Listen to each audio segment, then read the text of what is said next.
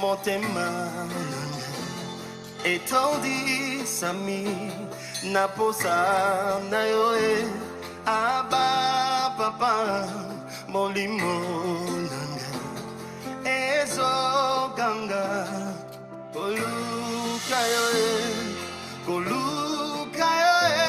nana kotikateo kotambola na yo osamotema nanga kolanda yo nana kolembateo kungumba mela yo tina bomo idake.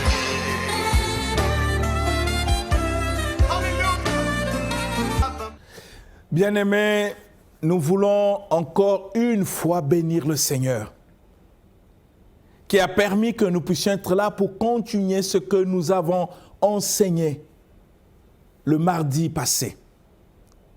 Et nous savons que notre sujet, c'est comment rendre notre cœur pur, comment nettoyer son cœur. Et nous avons parlé de 5 points, de 7 points. Nous avons commencé par le premier point qui est la repentance. Nous avons pris le deuxième point qui est la persévérance dans les enseignements de Christ.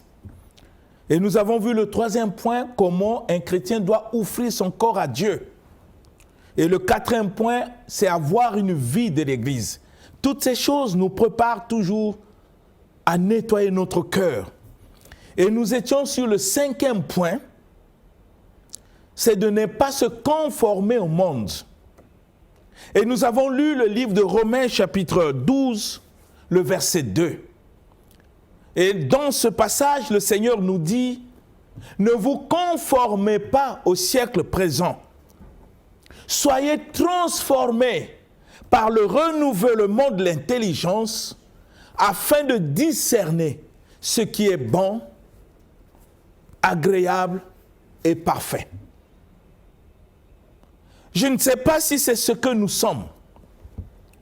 Comme le Seigneur le dit dans sa parole, nous ne devons pas nous conformer au monde présent. Nous ne devons pas imiter le monde. Nous ne devons pas gérer les choses de Dieu avec l'esprit du monde. Nous ne devons pas copier le monde, mais faire tel que Dieu nous recommande dans sa parole. Dieu refuse que nous puissions nous conformer au monde, faire des choses comme le monde l'enseigne. Non, bien-aimés. Parce que nous sommes des chrétiens. Il faut prendre conscience de qui tu es dans le Seigneur. Il faut comprendre pourquoi tu vas à l'église. Rentrer au fond de toi-même pour réaliser si tu es prêt à mettre en pratique ce que le Seigneur te recommande dans sa parole, à travers les serviteurs qu'il a établis. Si tu es prêt à vivre comme Dieu le veut, parce que la manière dont Dieu nous demande de vivre est en contradiction avec la manière dont le monde nous enseigne. C'est ainsi que le Seigneur ne veut même pas que nous puissions nous conformer au monde. Nous ne devons pas nous conformer au monde, faire des choses comme le monde le fait. Il n'y a pas de comparaison entre les choses de Dieu et les choses du monde. Non seulement se conformer au monde dans ce que nous voyons, non. Ici, quand on parle du monde, on parle du comportement. La manière de vivre. Peut-être quand je te dis ne pas conformer au monde, tu as l'impression que tu ne dois pas t'habiller, tu ne dois pas travailler, tu ne dois pas aller à l'école. Non, ce n'est pas de cela qu'on parle. Ici, quand Dieu parle du monde, c'est le comportement, notre caractère, notre manière de raisonner, de penser, d'agir, de parler. Voilà ce que Dieu appelle le monde. Aller à l'école, aller au travail, ce n'est pas ce que Dieu appelle le monde. Ici, le monde, c'est le comportement. C'est ainsi que Dieu ne veut pas que nous puissions nous conformer. Nous ne devons pas agir comme le monde. Je prends un exemple, comme la parole le dit. Dans le monde, quand quelqu'un cherche à te nuire, il devient ton ennemi. Voilà ce que le monde nous enseigne. Celui qui cherche à te faire mal devient ton ennemi. Et dans ton cœur, tu ne le portes pas. Dans ton cœur, tu ne veux pas le voir. Dans ton cœur, tu ne veux pas le faire parler. Voilà l'attitude du monde. Voilà un comportement qui est conforme au monde. Dans le monde, il y a de la haine. Dans le monde, nous ne savons pas apprécier les autres quand ils excellent dans ce qu'ils font. On ne sait pas apprécier. On ne sait pas encourager ceux qui travaillent bien. On peut être au travail avec des collègues, l'autre est brillant, par orgueil, on refuse même de s'humilier pour demander à l'autre de te montrer, de t'enseigner, par orgueil.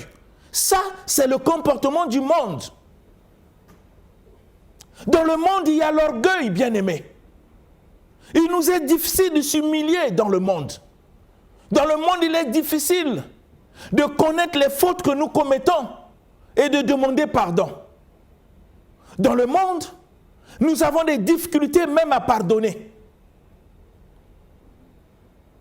Dans le monde, nous mentons pour soutirer de l'argent.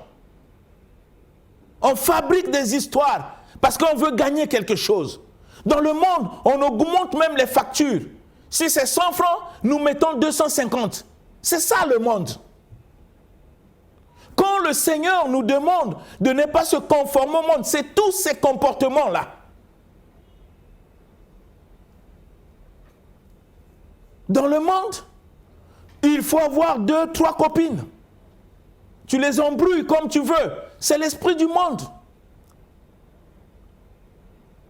Et c'est ce que Dieu nous demande de ne pas imiter, de ne pas se comporter comme ça. Parce qu'il y a une vie que Dieu nous révèle par sa parole. Il veut voir ceux qui se sont engagés à servir le Seigneur manifester cette vie dans leur comportement. Parce que ce qui est écrit n'est pas seulement une connaissance, c'est une vie que Dieu communique à ceux qui se sont engagés pour devenir chrétiens. C'est ainsi que le livre de Romains, que nous avons lu, Romains 12, verset 2, qui dit « Ne vous conformez pas au siècle présent ». C'est par rapport au comportement. Les gens peuvent travailler ensemble, ils peuvent se saluer, mais dans leur cœur, il y a l'hypocrisie. Des gens qui se critiquent entre eux. Des gens qui saluent les autres par hypocrisie, bien que dans son cœur, ils ne les portent pas. Des gens qui veulent voir les collègues du travail, qu'on puisse les relever de là, qu'ils soient licenciés pour qu'ils prennent la place. Dans le monde, il y a la jalousie. Quand l'autre réussit, on n'arrive pas à acclamer. On commence à critiquer. Voilà ce que Dieu défend à ceux qui se disent chrétiens. Nous ne devons pas nous conformer au monde. Dans le monde, il y a ce que la parole appelle les œuvres de la chair. Voilà le monde. Les œuvres de la chair, c'est ça le monde. Et nous allons lire cela pour que vous compreniez dans le livre de Galates. Nous allons lire le livre de Galates pour comprendre ces œuvres de la chair, pour que vous compreniez de quel monde la parole est en train d'enseigner. Prenons le livre de Galates, bien-aimés. Vous allez comprendre le monde. Nous allons lire à partir du verset 16 pour que vous compreniez pourquoi Dieu ne veut pas que nous puissions nous conformer au monde. C'est afin de purifier notre cœur. Nous devons purifier notre cœur, bien-aimés. Lisons le livre de Galates chapitre 5. Lisons le verset 16. Le verset 17. Que dit la parole? Galates chapitre 5, du verset 16 au verset 17, dans la version Louis II, nous lisons la parole de Dieu au nom du Seigneur Jésus-Christ. Amen. Verset 16. Je dis donc, marchez selon l'esprit, et vous n'accomplirez pas les désirs de la chair. Car la chair a des désirs contraires à ceux de l'esprit, et l'esprit en a de contraire à ceux de la chair. Ils sont opposés entre eux, afin que vous ne fassiez point ce que vous voudriez. Amen. Voilà le monde. Que dit Dieu? Comment on peut purifier notre cœur si nous continuons à nous conformer au monde? C'est de ce monde-là que je parle. Qu'est-ce que Dieu dit? Il dit marcher selon l'esprit. Dieu ne s'adresse pas aux païens. Il s'adresse à toi, mon frère, ma soeur, toi qui me suis, parce que tu te dis chrétien, parce que tu t'es engagé à suivre le Seigneur, parce que tu veux le servir. Et Dieu te dit, il faut marcher selon l'esprit.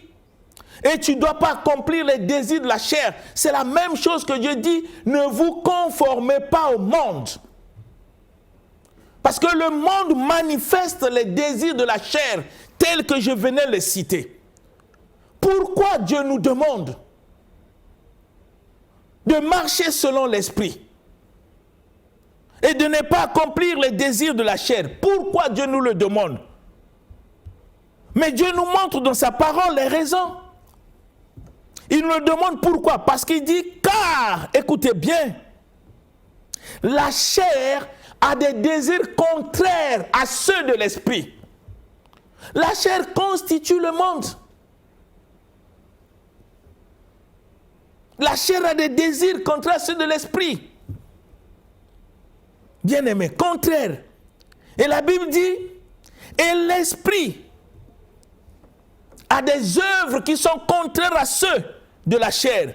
La parole dit, ils sont opposés entre eux. Il y a une opposition. Il y a une rivalité. Et le Seigneur termine. Il s'adresse à toi, il s'adresse à moi. Il s'adresse à nous qui sommes des chrétiens. Il dit, afin que vous ne fassiez point ce que vous voudriez. Afin que vous ne fassiez point ce que vous voudriez. Ça veut dire que le chrétien véritable, s'il veut purifier son cœur, il n'a plus le droit de faire ce que lui veut. Il doit faire ce que le Seigneur attend de lui, afin de vivre en nouveauté de vie. Vous comprenez pourquoi quand vous lisez les Écritures, la parole nous enseigne que si nous sommes en Jésus-Christ, les choses anciennes sont passées et toutes choses sont devenues nouvelles. C'est par rapport à notre caractère, notre comportement, notre manière d'agir. Et Dieu le reprend dans le livre de Galates afin que vous ne fassiez point ce que vous voudriez. Mais quels sont les désirs de la chair et de l'esprit? Lisons le verset 18. Vous allez comprendre le verset 18 pour que vous compreniez le passage de Romains. Qu'est-ce que dit le verset 18? Galates chapitre 5 au verset 18, nous lisons notre Seigneur. Amen. Si vous êtes conduits par l'esprit, vous n'êtes point sous la loi. 19. Or, les œuvres de la chair sont manifestes. Ce sont l'impudicité, l'impureté, la dissolution, 20. l'idolâtrie, la magie, les inimitiés, les querelles, les jalousies, les animosités, les disputes, les divisions, les sectes, 21. l'envie, l'ivrognerie, les excès de table et les choses semblables.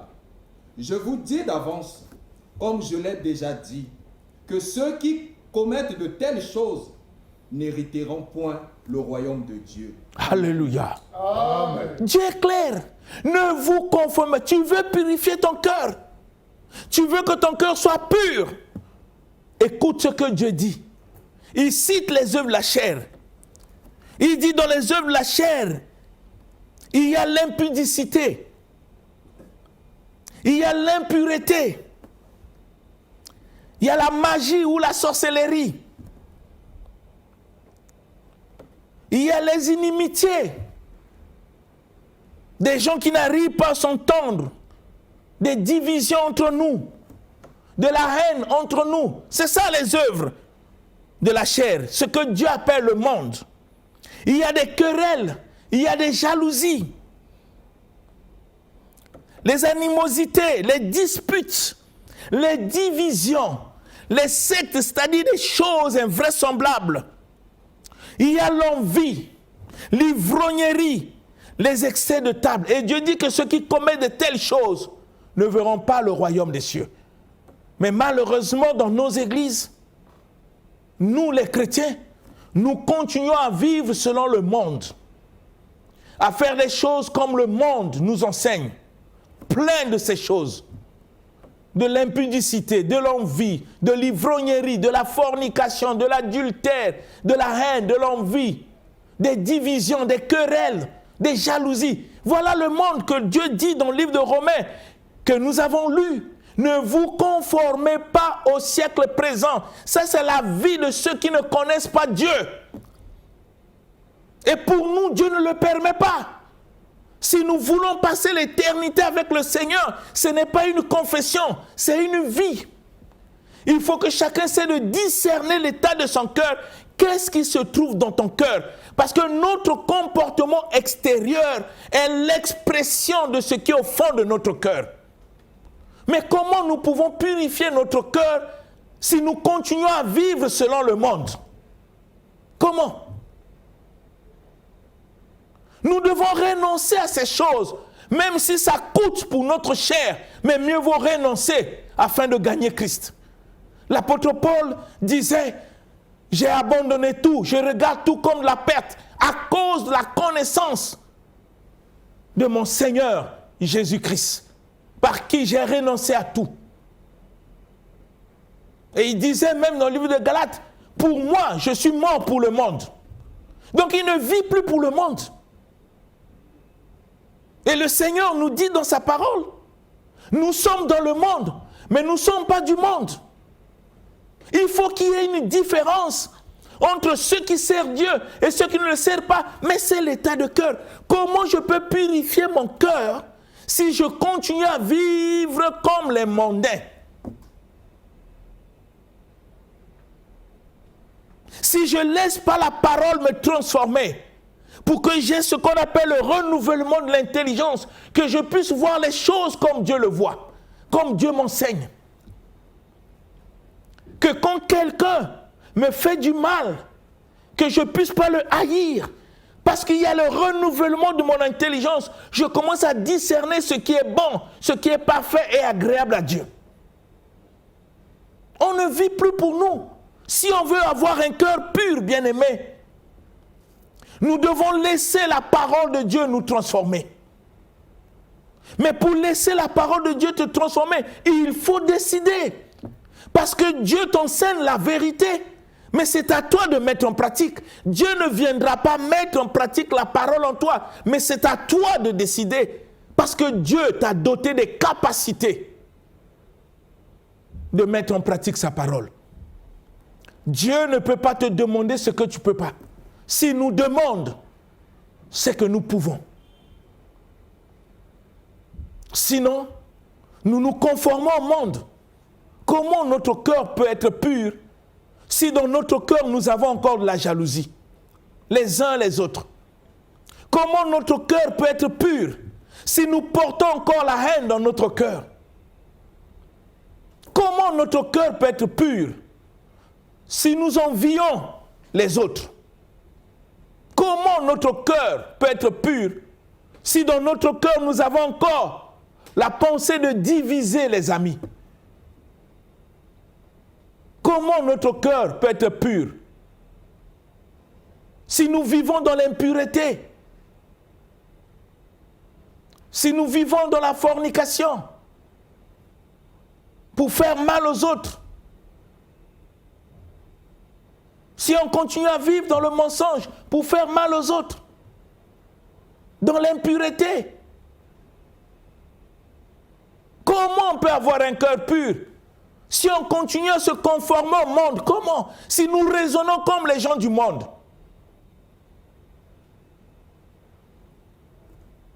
Tu veux purifier ton cœur? Laisse la parole te transformer. N'agis plus selon le monde. est le renouvellement de ton intelligence par la parole pour comprendre ce qui est de Dieu, la volonté de Dieu, ce qui est parfait, ce qui est bon et agréable. Parce que si nous continuons à vivre selon le monde, nous nous trompons nous-mêmes. Parce que personne ne peut tromper Dieu, bien-aimé. Il faut te poser la question, es-tu vraiment chrétien? Qu'est-ce qui fait de toi chrétien si tu continues à vivre selon le monde? Et tant que le Seigneur que tu sers te recommande de ne plus se conformer au monde, qu'est-ce qui fait de toi chrétien? Regardez le livre de Jean. 1 Jean chapitre 2. 1 Jean. Regardez le livre de Jean. 1 Jean chapitre 2. Nous allons lire le verset 15 au verset 16. 1 Jean chapitre 2, du verset 15 au verset 16, nous lisons au nom du Seigneur Jésus-Christ. Amen. N'aimez point le monde, ni les choses qui sont dans le monde. Si quelqu'un aime le monde, l'amour du Père n'est point en lui. Car tout ce qui est dans le monde, la convoitise de la chair, la convoitise des yeux et l'orgueil de la vie, ne vient point du Père, mais vient du monde. Amen. Voilà. Amen. Dieu définit ce qu'est le monde. Dieu ne parle pas du travail, il ne parle pas de l'école. Il ne parle pas des responsabilités qu'on peut occuper au travail. Non. Il parle des œuvres de la chair. C'est ce que Dieu appelle le monde. C'est ce que Dieu définit dans sa parole comme le monde. Il dit, n'aimez point le monde. C'est-à-dire, n'aimez pas les œuvres de la chair. Il ne faut pas aimer les œuvres de la chair. Ce qui satisfait la chair. N'aimez point le monde, ni les choses qui sont dans le monde. Mais les choses qui sont dans le monde, Dieu ne parle pas des voitures. Non, Dieu ne parle pas des habits. Parce qu'il définit ces choses. Les choses qui sont dans le monde. Et la parole dit, si quelqu'un aime le monde, l'amour du Père n'est point en lui. L'amour du Père. Parce que sans amour, il est impossible de servir Dieu. C'est impossible.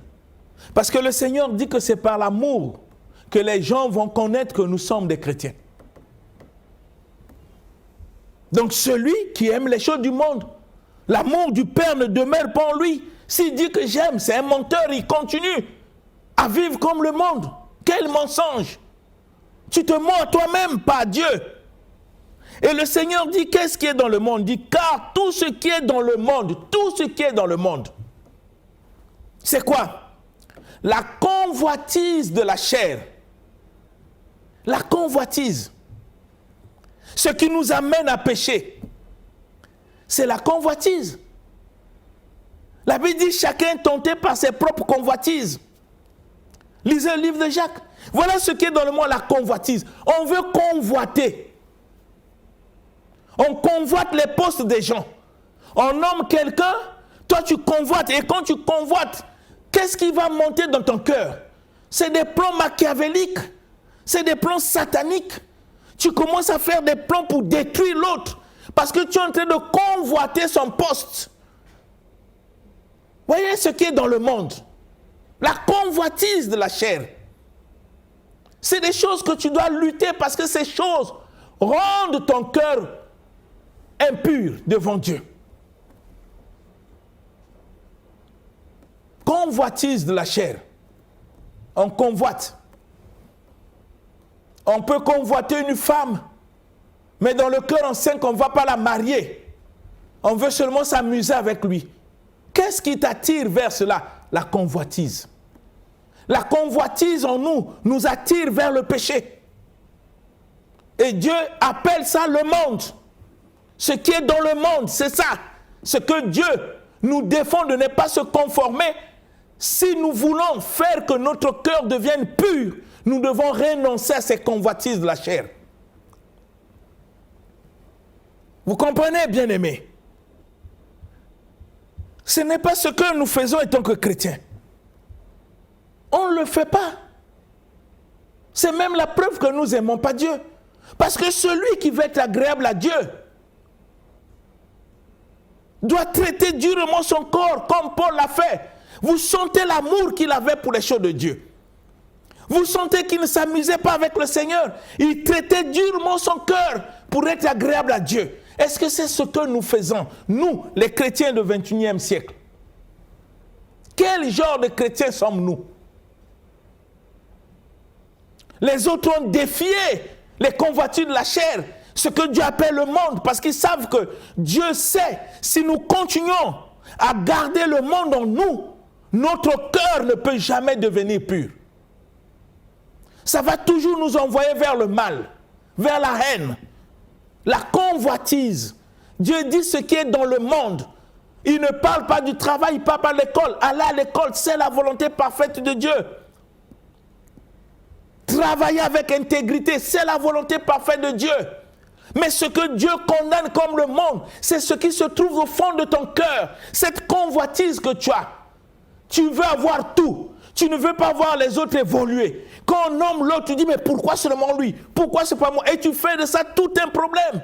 Tu peux former même une équipe au niveau du travail pour nuire à la vie de celui qu'on a promu.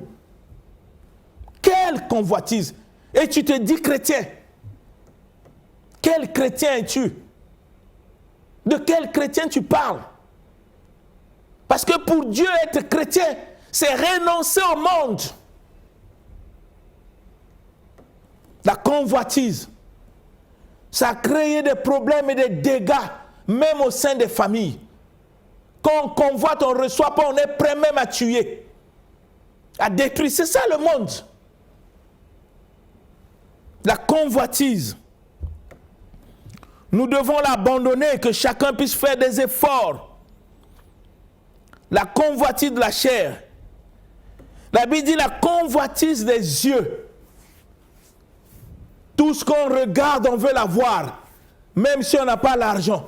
On est prêt à aller voler, à mentir, à augmenter des factures.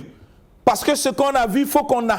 Et vous savez, parfois, il y a des foyers comme ça où ils ont trop de problèmes parce que la femme brille parfois par les convoitises des yeux. Il veut être comme ce qu'il voit à la télé, comme les autres. Il vient embêter son mari même quand le mari n'a pas beaucoup d'argent à cause des convoitises des yeux. Ça crée tout un problème. Et ça peut diviser tout un couple et détruire un mariage. Convoitise des yeux. Ça nous permet même de rapporter des choses qui ne sont pas vraies. Tout ce qu'on voit, on interprète. On veut toujours l'avoir. On ne veut pas voir quelque chose. Ça peut nous amener au vol. Pourquoi nous volons l'argent? C'est la convoitise des yeux. On a gardé l'argent, on a vu sur l'œil, on dit, il y en a beaucoup. Après, qu'est-ce qui va se passer dans notre cœur? L'envie de voler. Parce qu'on a les convoitises des yeux. C'est ça le monde que Dieu parle. Et ça nous détruit, bien-aimés. Comment un chrétien peut vivre avec cet état de cœur? En laissant le monde. Et tant que Dieu dit, ne vous conformez pas au siècle présent. Ne vous conformez pas au monde présent.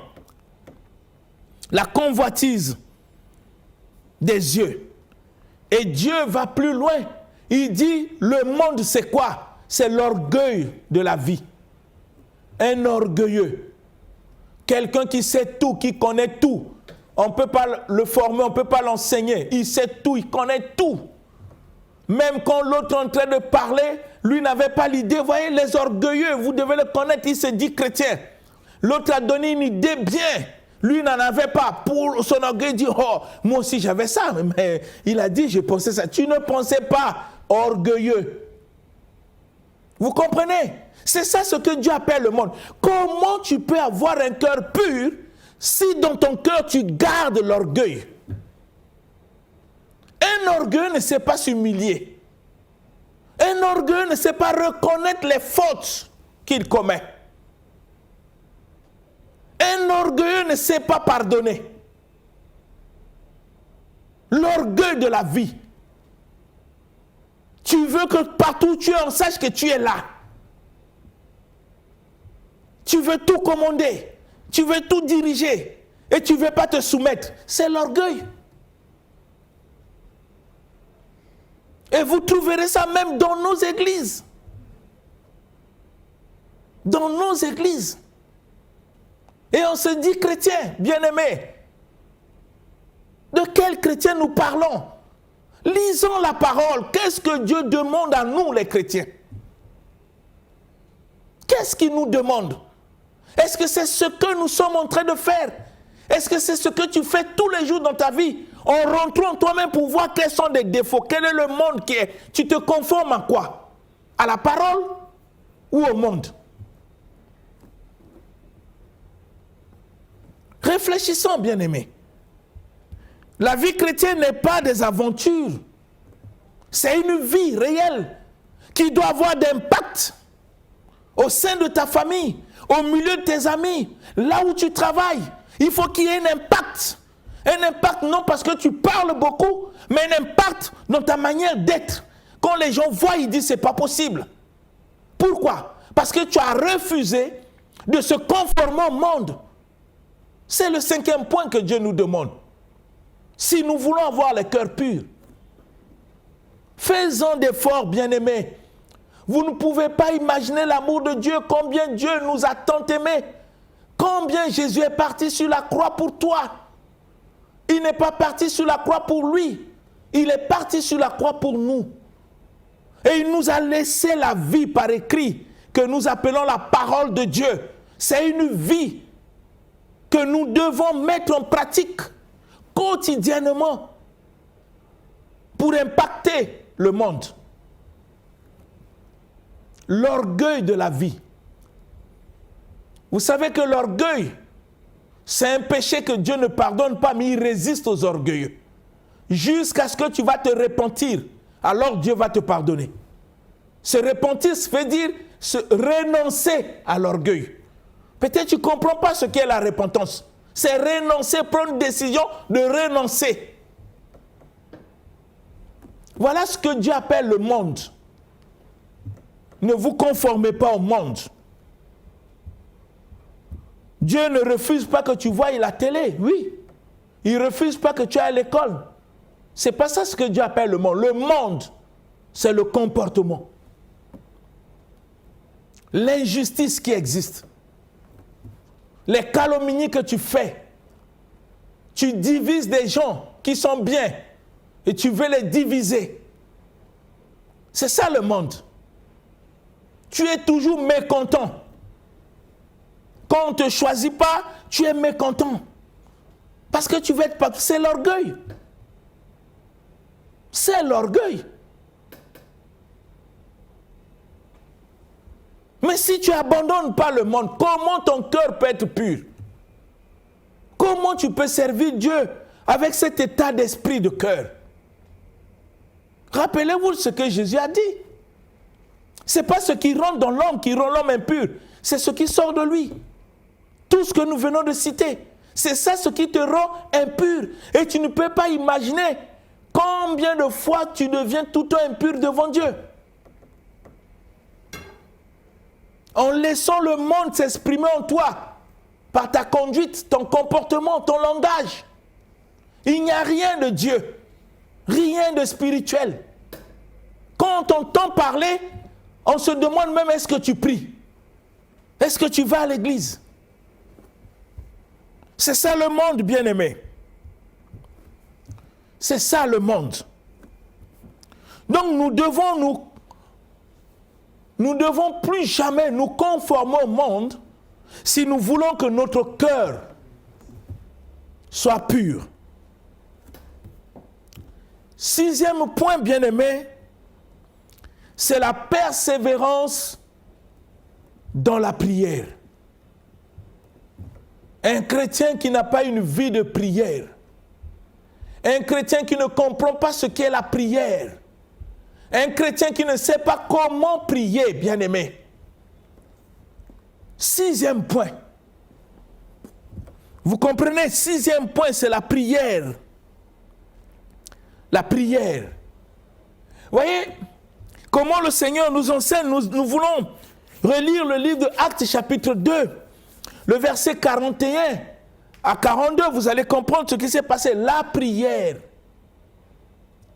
Un chrétien tu veux faire que ton cœur devienne pur, il faut que tu aies une vie de prière. Lisons un peu le livre de Actes des Apôtres, chapitre 2, versets 41 à 42.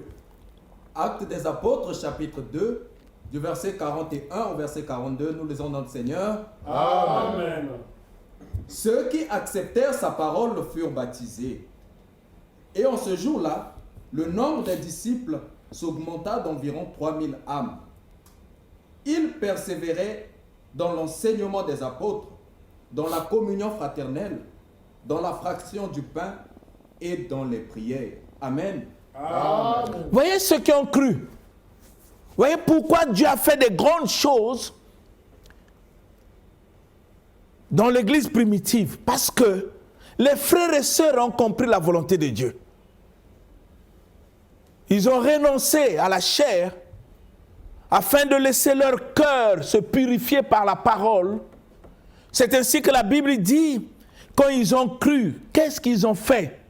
Ils persévéraient dans les enseignements des apôtres, dans la communion fraternelle. Voyez la vie de l'Église que nous avons développée, dans la fraction du pain, la Sainte Seine, et dans les prières. La prière, bien-aimée.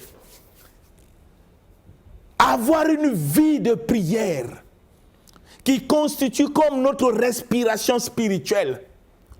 Un chrétien qui n'a pas une vie de prière va vers l'échec. La prière. Et j'aimerais vous parler de la prière. Et je vais mettre l'accent sur la prière. Parfois, les gens ne comprennent pas ce qu'est la prière. Bien-aimés. Et nous allons développer cela pour comprendre que même dans l'église primitive, il y avait des chrétiens qui persévéraient dans les prières. Mais aujourd'hui, quel genre de chrétiens sommes-nous? Des gens qui ne savent pas prier? Des gens qui passent plus du temps à gérer des choses. Une fois qu'ils sont fatigués, quelle forme de prière on fait à la maison? Nous n'avons même pas une vie de prière personnelle en dehors de l'église. Et nous ne participons même pas à la vie de prière dans l'église. Parfois, on a même peur de prier. Mais parce que souvent, les gens pensent que Dieu, il est français. On a pris l'habitude dans nos églises. Les gens prient en français. Et ceux qui ne savent pas trop bien parler français, parfois ils ont peur de prier. Mais Dieu n'est pas un français, bien-aimé. Tu peux prier en lingala, tu peux prier en kituba, tu peux prier en boshi, tu peux prier en vili, tu peux prier dans n'importe quelle langue, même en teke. Mais c'est de comprendre ce qu'est la prière, c'est quoi? Pour faire une bonne prière, c'est quoi la prière? On a pris l'habitude même de prier avec des montres. Si tu ne fais pas 1 heure, c'est que tu n'as pas prié. Quel enseignement? Pas une mauvaise interprétation parce que Jésus a dit, vous n'avez même pas pu prier avec moi pendant 1 heure, mais il n'a pas demandé de prier 1 heure. Comprenez le contexte. Parce qu'un passage biblique, quand vous le faites sortir de son contexte, ça devient prétexte. Une fausse doctrine que vous pouvez créer. Comment prier? Comment avoir une vie de prière? Parce que c'est notre 6e point. Et nous allons le développer, bien-aimés, la semaine prochaine. Le mardi prochain, nous allons parler de cet esprit de prière. Mais je veux que Dieu t'aide à accomplir tous ces points afin d'avoir un cœur pur pour que ton cœur puisse glorifier le Seigneur. Que ça puisse être ainsi dans ta vie au nom puissant de Jésus-Christ. Amen. Amen. L'émission Parole de vie avec le pasteur Lévi Nikwe, chaque mardi à partir de 17h10 sur DRTV International. Papa, motema etandi sami naposa na yo